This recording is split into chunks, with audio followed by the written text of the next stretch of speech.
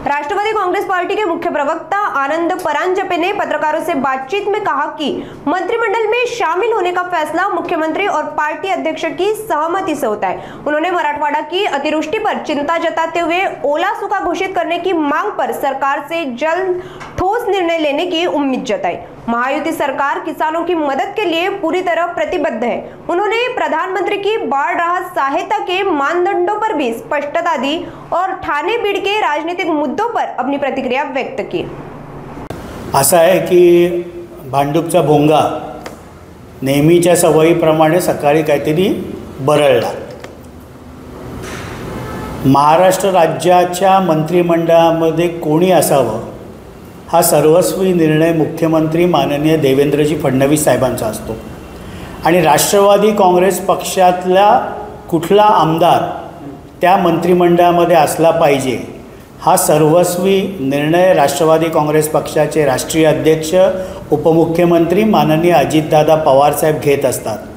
त्याचप्रमाणे प्रांताध्यक्ष खासदार सुनीलजी तटकरे साहेब असतील, राष्ट्रीय कार्याध्यक्ष खासदार प्रफुल्लभाई पटेल असतील, हे सर्व मिळून राष्ट्रवादी काँग्रेस पक्षातनं कोणी त्या मंत्रिमंडळामध्ये जावं या निर्णय घेत असतात। आपला पक्ष ज्यांनी काँग्रेसच्या चरणी गहाण ठेवला आहे यांनी राष्ट्रवादी काँग्रेस पक्षाला शिकवायची गरज नाही। दिल्लीला ज्यावेळेला इंडिया आघाडीच्या बैठकीला आपण जाता त्यावेळेला शिवसेना पक्षप्रमुख उद्धवजी ठाकरेंना कुठे बसवलं गेलं हे संपूर्ण महाराष्ट्राने बघितलेलं आहे आणि त्यामुळे राष्ट्रवादीचे निर्णय हे सर्वस्वी अजितदादा पवार साहेबच घेत असतात। मात्र त्यांचं म्हणणं आहे की संजय राऊतांचं की अमित शाह यांनी मंत्रिपदावरून धनंजय मुंडे यांना दूर केलं, त्यामध्ये अजित पवारची भूमिका असेल असं मला वाटत नाही। मात्र पक्षाचे प्रमुख अमित शाह हेच आहेत, ते सर्व निर्णय ठरवतात। शिवसेना उभाटा चे पक्षप्रमुख माननीय उद्धवसाहेब ठाकरे राहिलेत का मल्लिकार्जुन खरगे आणि राहुल गांधी झालेत हा प्रश्न देखील महाराष्ट्राच्या जनतेसमोर आहे। राऊत साहेबांनी दसरा मेळावा कसा होईल, गर्दी जमवण्यासाठी किती वेळा आता शिवतीर्थावर जावं लागतं आहे। ज्या मनसे पक्षप्रमुख राजसाहेब ठाकरेंना बडव्यांनी वंदनीय शिवसेना प्रमुखांना घेरलं आहे म्हणून शिवसेना सोडावी लागली, त्यांच्याकडे तुम्हाला आता पक्ष उभारी आणण्यासाठी जावं लागतं आहे। याचं आत्मचिंतन मनन राऊत साहेबांनी केलं तर अधिक चांगलं राहील। कुठेतरी महायुतीमध्ये धुसफूस सुरू आहे काय पाहायला गेलं तर कुठेतरी अजितदादा असतील, त्या स्वतः उपमुख्यमंत्री एकनाथ शिंदे असतील यांच्यावरती टार्गेट केलं जाते काही दिवसापासून। अजिबात नाही। उत्तम प्रकारचा संवाद आणि समन्वय मुख्यमंत्री माननीय देवेंद्रजी फडणवीस साहेब असतील, उपमुख्यमंत्री माननीय अजितदादा पवार साहेब असतील, उपमुख्यमंत्री माननीय एकनाथरावजी शिंदे साहेब असतील, या तिन्ही नेत्यांमध्ये उत्तम संवाद आणि समन्वय आहे। कोणालाही त्याबाबतची काळजी करायची गरज नाही। सर, करुणा मुंडे आणि धनंजय मुंडे यांचा वाद पुन्हा समोर आलेला आहे। जी मुंबईतील घरं आहेत धनंजय मुंडे यांची, ती दावा केल्या मुंडेंनी, मात्र करुणा मुंडे यांचा देखील आरोप आहे। त्या कौटुंबिक वादावर राष्ट्रवादी काँग्रेस पक्ष कुठल्याही प्रकारची प्रतिक्रिया देऊ इच्छित नाही। सर, मराठवाड्यामध्ये भाग पडला सर, मात्र त्या ठिकाणी पालकमंत्र्यांची हजेरी नाही। पालकमंत्री हे एकनाथ शिंदे आणि मुख्यमंत्र्यांची उजरी करायला लागले, त्याला पण फिरतात असा आरोप होतोय। घटनास्थळी पालकमंत्र्यांना जायला हवं, मात्र पालकमंत्री ठाण्यामध्ये मुंबईने फिरतात असा आरोप। आज मला विश्वास आहे की मंत्रिमंडळाच्या बैठकीमध्ये मराठवाड्यामध्ये जी इतिहासामध्ये झाली नाही एवढी अतिवृष्टी झालेली आहे याबाबतची चर्चा होईल। ओला दुष्काळ देखील जाहीर करावा अशा प्रकारच्या अनेक निवेदनं आमदार तिथले स्थानिक करतायत। मंत्रिमंडळामध्ये ठोस असा निर्णय होईल अशी अपेक्षा आहे आणि सर्व पालकमंत्री आपापल्या जिल्ह्यामध्ये जातील।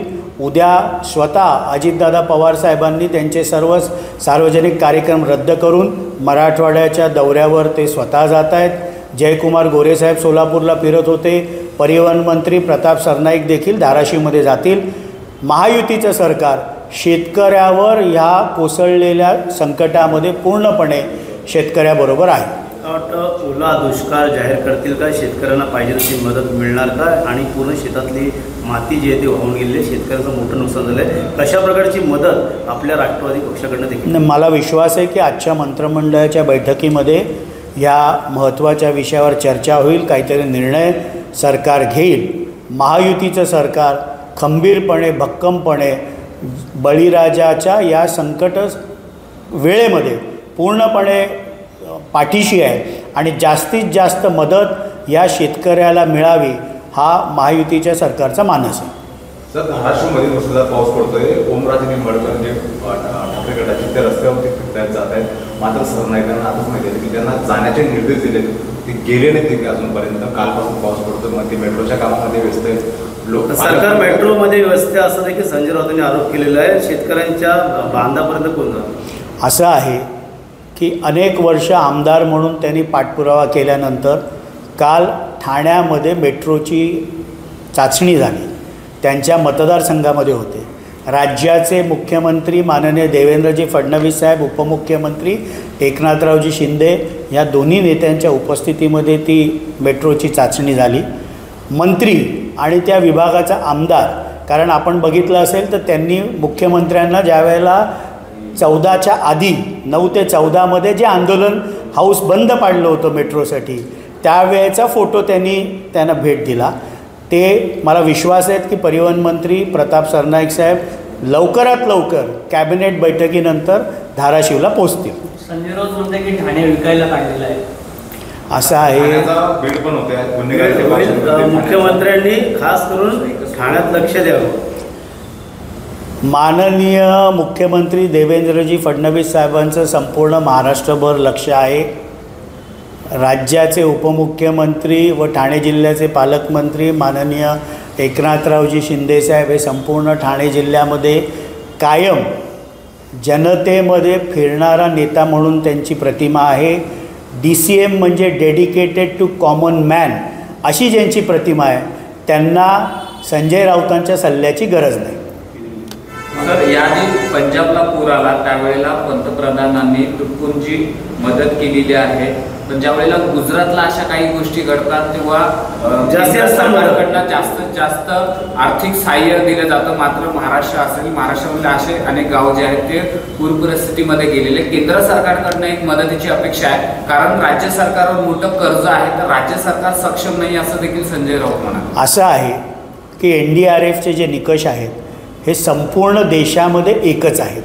त्यामुळे ते निकष पंजाबला वेगळे, महाराष्ट्राला वेगळे, गुजरातला वेगळे असं होत नाही.